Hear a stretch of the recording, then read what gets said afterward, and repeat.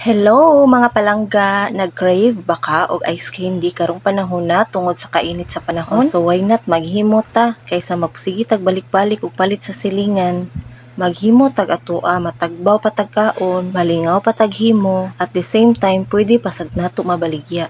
O diba? And so wala na ko gipakita og giunsa na ko na paghimo no kay kapoy kayo magsige tag video-video nya natay gibuhat nga atong giluto basin nag dili na noon magkadimaong. Pero i-share na ko ang ingredients no sa akong gihimo nga ice candy. Sa 10 cups nga tubig mag-dissolve ka og 1 cup nga cornstarch and 1/4 kilo nga kamay. Depende nimo kung unsa gamiton nimo nga kamay, pwede ra puti, pwede ra sad siya brown. And then pag natunaw na gani na ang duha, pwede na siya itak-ang sa low heat ra gyud na siya until nga mabukal siya o mulapot. And then pwede na siya i-add nimo ang condensed nga mango flavor. Mango flavor day na akong gigamit. And then i-add ayon namo ang evap milk. And then imo na din na siyang i-mix hantod ma-combine na ang mga milk og ang cornstarch mixture. And then og okay na, pwede na siya palungon. And then pwede na ka mag-add og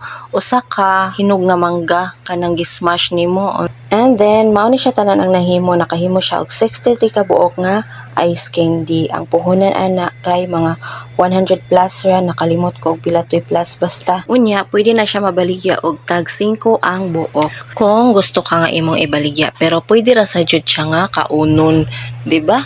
Kay para dili na lang pud ka magsigig balik-balik og palit sa silingan. O di ba? Tagbo pa kagkaon. And then sa mixture di ay dapat tilawan sa ninyo og sakto na ba siya sa katamison. Kay sa ako daing mixture kay nag-aday ko ato og 1/2 cup sa kamay kay para mas tamis jud siya. Then mao-day ni atong halin for today. See?